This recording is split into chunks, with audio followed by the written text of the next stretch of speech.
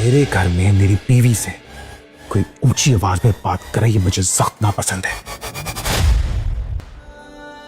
तुमने मुझे धोखा क्यों दिया? धोखा तो उसने दिया जिसने आपसे ये घटिया बात की है।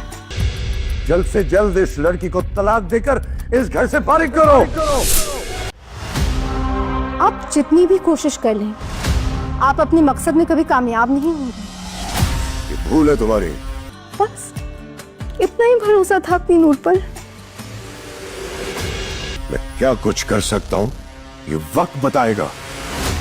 नाज़रीन, आप देखेंगे कि बिल आखिर वो वक्त आ ही जाता है जब जुल्फ़िकार शायद रह नहीं सकता और नूर से वो बिल आखिर पूछ ही लेता है और नूर को कहता है कि नूर तुमने मुझे धोखा क्यों दिया। इस पर नूर कहती है कि जुल्फ़िकार शाह मैंने कैसा आपको धोखा दिया। तब वो कहता है तुम जानती नहीं हो कि तुमने मुझे कितना बड़ा धोखा दिया। अगर तुम मुझे बता देती तो शायद ये नौबत ना आती। इस पर नूर कहती है कि कौन सा धोखा, मुझे कुछ समझ नहीं आ रहा। तो तब उसे वो जुल्फ़िकार शाह कहता है कि तुम जानती हो ना कि तुम सलार के बच्चे की माँ बनने वाली हो और तुमने इतनी बड़ी बात मुझसे कैसे छुपाई जबकि अब तुम मेरे निकाह में हो। इस पर फ़ौरन ही हैरान होकर नूर देखना शुरू हो जाती है सलार के मुंह की तरफ और उससे कहती है कि आप मुझे ऐसा समझते हैं कि मैं आपको धोखा दे सकती हूँ। ये कभी आपको जिस किसी ने बताया है बिल्कुल ही गलत बताया है। मैं कोई सलार के बच्चे की माँ नहीं बनने वाली, ये सब झूठ है। इधर आप देखेंगे कि जैसे जुल्फ़िकार शाह की तो आंखें ही खुल जाती हैं। उस पर आगे से नूर बोलती है कि आप जानते हैं कि आपका बाप मुझे हर वक्त टॉर्चर करता है और यही कहता है कि मैं आपकी